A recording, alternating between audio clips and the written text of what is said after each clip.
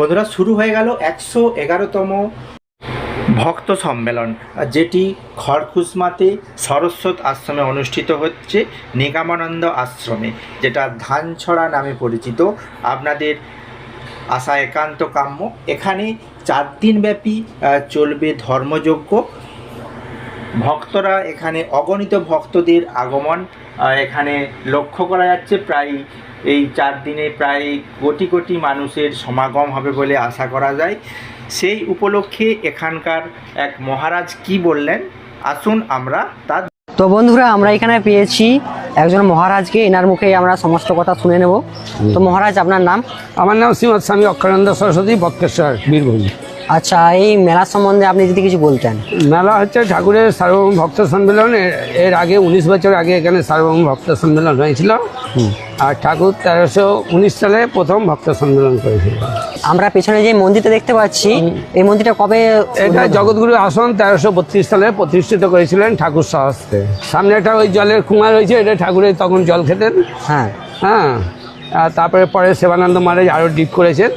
হ্যাঁ, এটা বহুত দিনের। আমি এখানে 19 বছর আগে 12 বছর এখানে ছিলাম। আচ্ছা আচ্ছা, তাহলে মেলা কতদিন চলবে? মেলা 26 থেকে আরম্ভ হবে, 26 থেকে 27, 28, 29। হ্যাঁ, বাইরে থেকে আসছে বাংলা, বিহার, উড়িষ্যা, মহারাষ্ট্র, ত্রিপুরা, অন্ধ্রপ্রদেশ, তামিলনাড়ু, গুজরাট, তারপর ত্রিপুরা, বাংলাদেশ, বিভিন্ন দূর দূরান্ত থেকে এবং পশ্চিমবঙ্গের সব জেলা থেকে, সমস্ত জায়গা থেকে ভক্তরা আসছে। ঠিক আছে, মেলাটা কি ওই সামনে আমি দেখলাম একটা মাঠ? হ্যাঁ, ওইটাই আমাদের সাধারণ ধর্মসভা হবে এবং ওখানে ভক্তরা এসে থাকবে। ক্যাম্প করা হয়েছে, ওখানে থাকা খাওয়ার ব্যবস্থা, মানে অনেক দূর দূরান্ত থেকে যারা আসবে ওখানে থাকার ব্যবস্থা আছে। থাকার ব্যবস্থা আছে। তো বন্ধুরা, শুনলেন এখানকার মহারাজদের মুখ থেকে যে এখানকার যে 4 দিনব্যাপী যে মহাযজ্ঞ চলবে, সেখানে যেহেতু বিদেশ থেকে ভক্তবৃন্দরা আসবে, তাদের থাকার পরিকল্পনা বা এখানে অনুষ্ঠান সম্পর্কে তিনি বিস্তারিত বিবরণ দিলেন। এই যে দেখতে পাচ্ছেন, এখানে ভক্তরা আসার পরে ওনাদেরকে ট্রলি বা ভ্যানের সাহায্যে বিভিন্ন কুটিরে পৌঁছে দেওয়া হচ্ছে। বিভিন্ন কুটিরের এই যে দেখুন, এইভাবে কুটির নাম আলাদা আলাদাভাবে করা হয়েছে, আলাদা আলাদা ব্যবস্থা থাকার জন্য। এখানে অসংখ্য প্রায় কোটি কোটি মানুষের থাকার সুব্যবস্থা করা হয়েছে। এইটি মহাদেবের মন্দির। এই মহাদেবের মন্দিরটি সদ্য নির্মিত হয়েছে। এখানে মহাদেব স্বমহিমায় বিরাজমান। সত্যি এই এরিয়াটি যদি আপনি আসেন, অবশ্যই আপনার ভালো লাগতে বাধ্য হবে। আর এটি হচ্ছে প্রধান উপাসনালয়।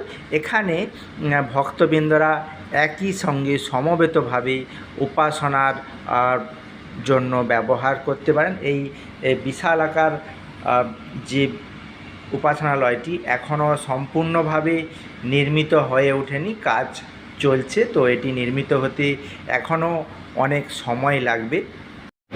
তো বন্ধুরা, গড়বেতার ধানছড়াতে যে নিগমানন্দের আশ্রমটি, যেটি সরস্বত আশ্রম নামে পরিচিত, সেখানে বর্তমানে যে ধর্ম সম্মেলনটি চলছে, সেটি একটি বিশ্বব্যাপী স্বীকৃতি পেতে চলেছে।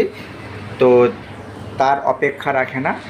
এই যে দেখতে পাচ্ছেন, এই যে কুটিরটি তৈরি হয়েছে, এখানে 24 ঘন্টা এখানে নাম সংকীর্তন চলবে। সবশেষে বলি, আপনারা সপরিবারে আসুন, এখানকার যে ধর্ম সম্মেলনটি বা মহাসম্মেলনটি উপভোগ করুন। ধন্যবাদ।